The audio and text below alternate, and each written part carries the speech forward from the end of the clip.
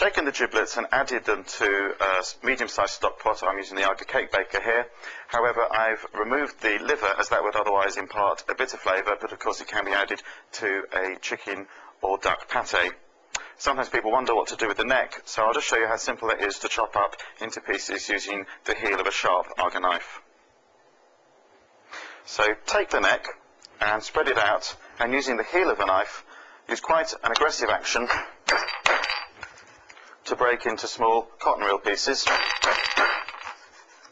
This will ensure that all the flavour will be released into the stock. There's no need to brown the bones as you would with a beef stock, as it really doesn't make any difference. I'll transfer these to the stock pot, and now I'm going to add some aromatics. Take a clean onion and just cut that in half, but keep the skin on, as the dye in the skin will impart a good golden hue to the stock. Similarly, a carrot, organic if you can find it this time of year, just roughly chopped, and some parsley, but include some stalk, as there's a lot of flavour in the stalk.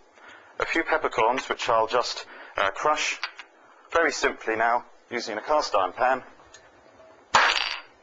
and a couple of bay leaves.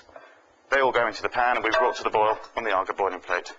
That's come to the boil very quickly with the lid on the boiling plate, and you'll see the impurities are just starting to collect as a scum. That's perfectly normal. You need to partially offset the pan, lifting it to protect the enamel, and just add perhaps a glass of cold water, and that will encourage the scum to finish collecting.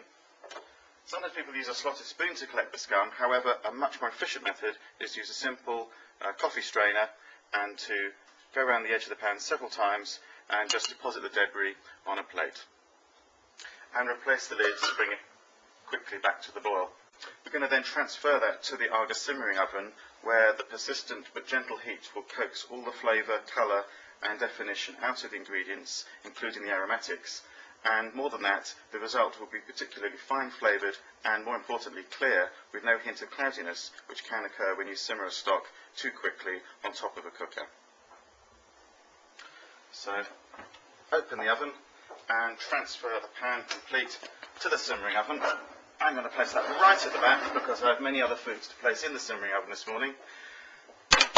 And I will leave that in there for 4 to 6 hours, or it could even be left quite safely overnight, and then removed, strained, cooled quickly, covered and stored in a refrigerator, where it will even turn to jelly before being added to make delicious gravy.